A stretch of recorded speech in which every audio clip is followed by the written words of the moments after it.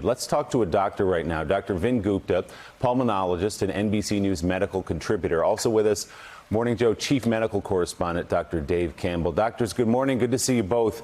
Dr. Gupta, just want to ask from your point of view, because you are and have been treating COVID patients, what your concerns are for the president this morning.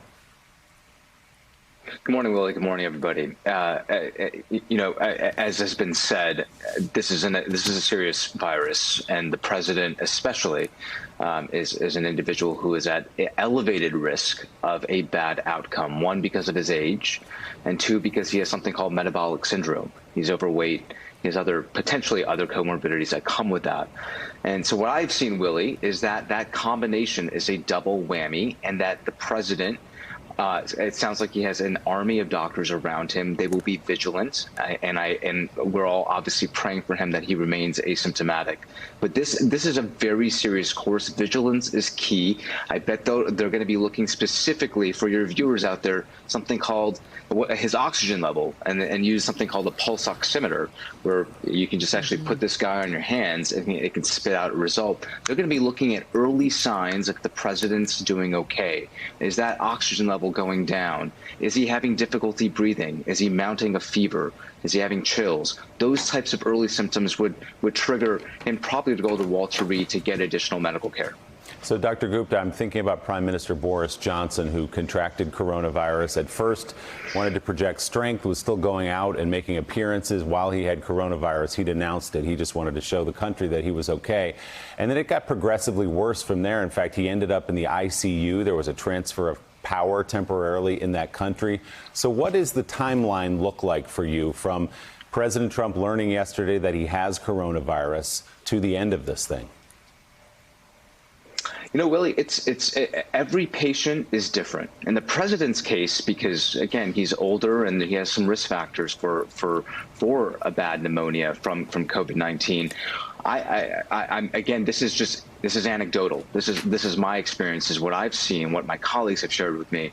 You could have anywhere from a few days where you've had that initial positive test to the onset of symptoms, to up to a week, up to 10 days. It really varies here, but vigilance here is key. He needs to shut it down for his own sake, for the sake of his inner circle. And then, of course, everybody, as has been mentioned, you, Joe, Mika, were mentioning, the real big question here is if Hope Hicks was the incident case, when was she first infectious, not even symptomatic? It sounds like she was symptomatic on Wednesday morning.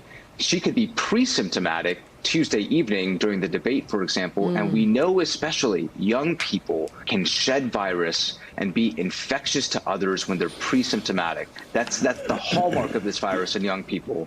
So it's really critical that the vice president's team, Vice President Biden's team, that they are doing contact tracing.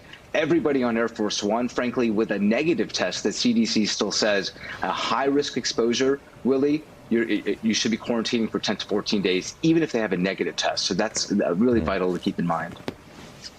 Yeah, and obviously Joe Biden was up on stage for 90 minutes with the president. The president's performance obviously received a lot of attention because he was so animated.